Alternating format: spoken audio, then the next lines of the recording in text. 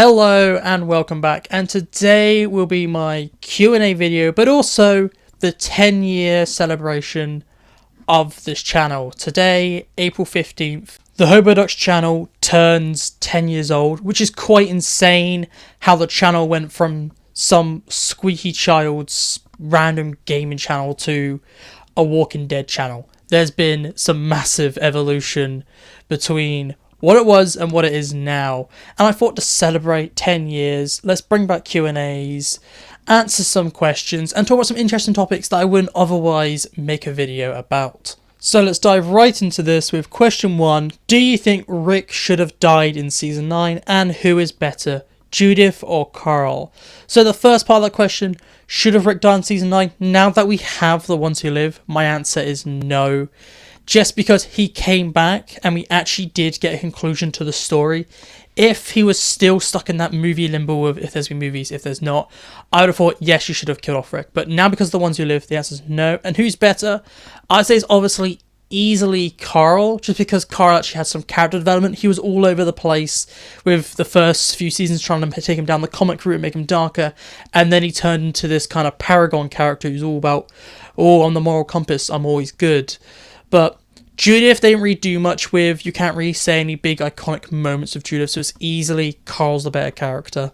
Question 2, why did you start doing the Walking Dead rewrites? And the answer to this is very simple, and the whole idea happened solely because of season 10 episode 16, A Certain Doom. I watched it and I absolutely despised the episode. I thought it was a very weak finale, and that's where the whole idea started from. I was like, I could do better, that I could write, like, the whole rewrite thing was originally meant to be just one episode. Like, there's a whole thing before the rewrites called subtle rewrites, and I only did 3 of those, and that was one on Game of Thrones final season, The Last Jedi, and the last was part 2, and it was very different to what rewrites became. It was like, I can only see what it is and just mix around the events. And I think the one for The Last Jedi was just don't make the movie.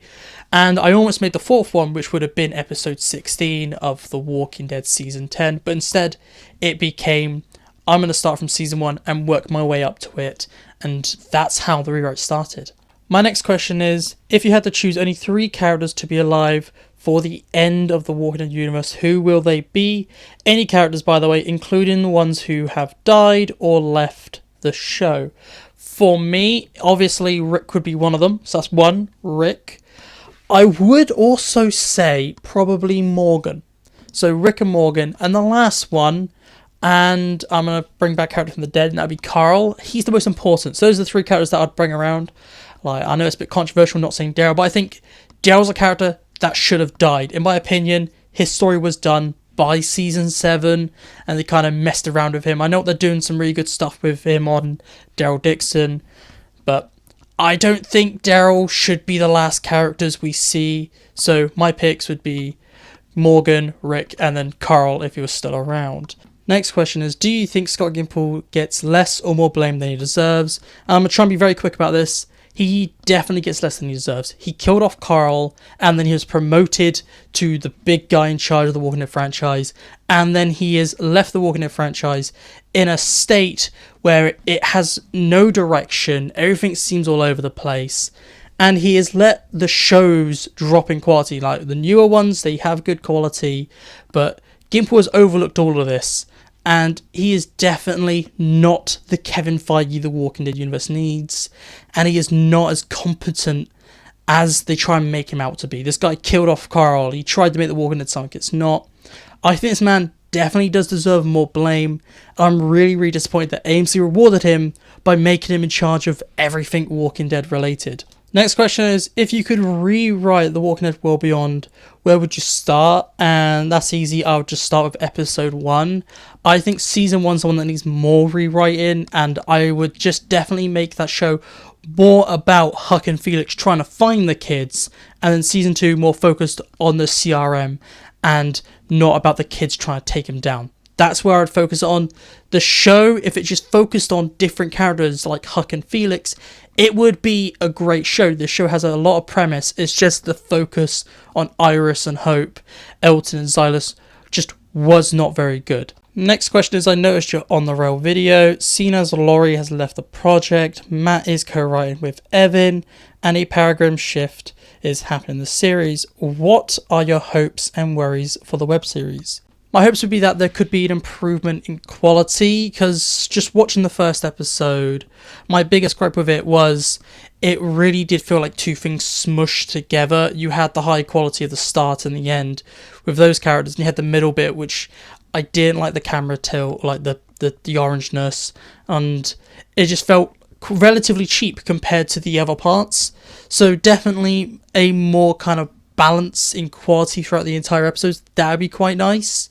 I'll be interested to see where they're going, so I will keep an eye on the web series and see what they're going to be doing moving forwards now that there will be a change. And moving on to the next question, if you could meet one Fear the Walking Dead character season 1 to 3, who would you want to meet in the real world? Their characters, not the actors. If we go by the characters, season 1 to 3 is not really filled with many good guys, so that I wouldn't want to meet Madison.